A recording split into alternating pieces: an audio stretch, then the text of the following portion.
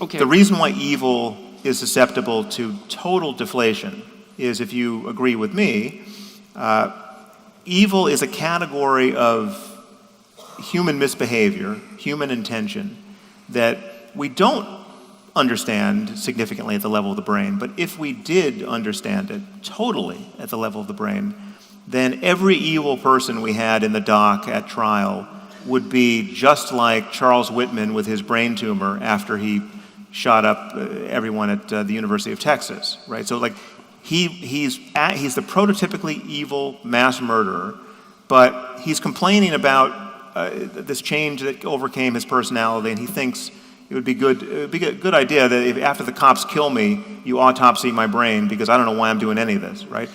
And lo and behold, he had a glioblastoma pressing on his amygdala, and all of a sudden it made sense of his behavior in a way that a full understanding of psychopathy or every other variant of human evil would make sense of it in a way that would be deflationary ethically. Okay. And then you would look at someone like Saddam Hussein, or the worst evil person you could imagine, and you would say, well, he's actually unlucky. There but for the grace of biology go I.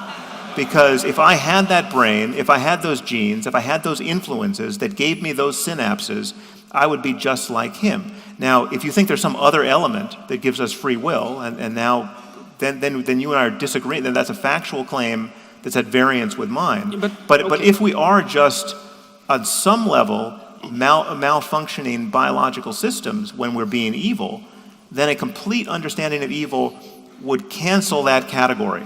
Can you define evil so we know what you're talking about? Well, take just the worst people who have sadistically victimized the most people, and those are the evilest people we can name. So wait a second. So when you say, I think this is actually really important, because I think actual evil of that kind is pretty darn rare, and there's a lot of badness that emerges from a kind of the most troubling thing are rationality. all the good people doing evil because they're ruled by bad ideas. I mean, that I think is more consequential than actual evil people. We introduced a whole set of other things here in the last little round about but free will and evil. But I just want to make it clear why I went there. So you were saying this is I forgot the word you used, inevitable or ineluctable, or it's permanent. The implication is that this category is permanent, and I'm saying that I don't think evil in that sense is a permanent category for us. It awaits more information and insight. Okay, we're going to distinguish for a minute good versus evil and good versus bad, just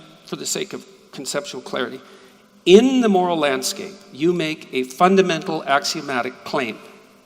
It looks like a moral claim. Maybe it's a claim of fact, and the claim is there are bad lives and good lives. Sure. And the claim you make is that that's universally true. Well, it's true for the requisite minds. Buddhist, Hindu, Christian, doesn't matter. Okay, but evil. So yes, I'm not telling you that you should purge the word evil from your vocabulary. I use the word all the time, and I think it's useful. It's a motivating word.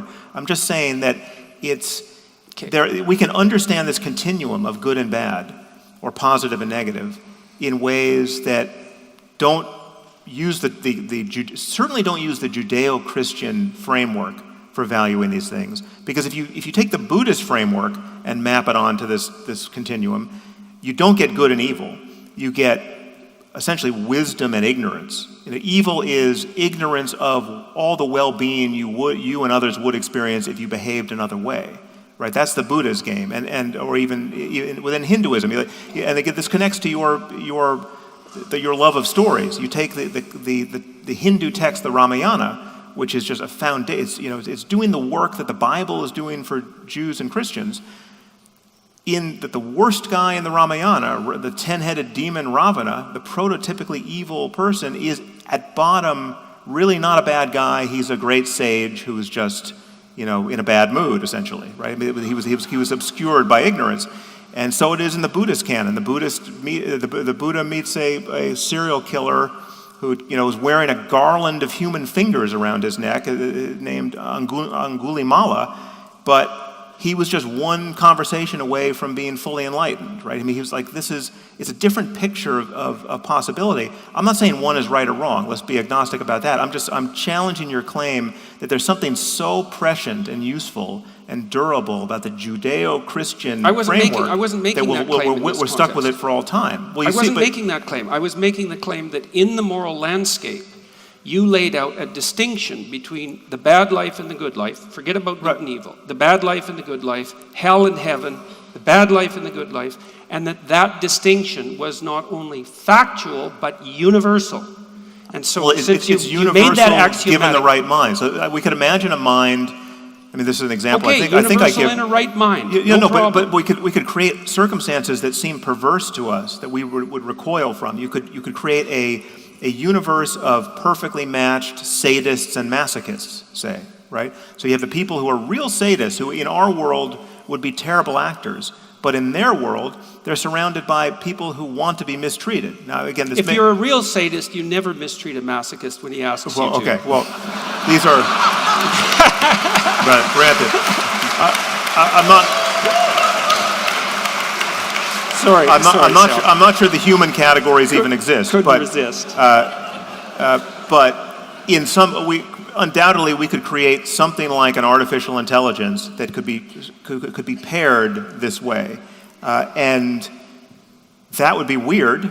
But in my framework, it is a conceivable space of equivalent well-being, and it's not matched at all to our space, right? But it's if in fact we could inspect the conscious minds of all parties participating in that, it is not obviously absurd, in my view, to say that they are just as happy as we are in this conversation. In fact, some moments in this conversation, I would say that they might be happier.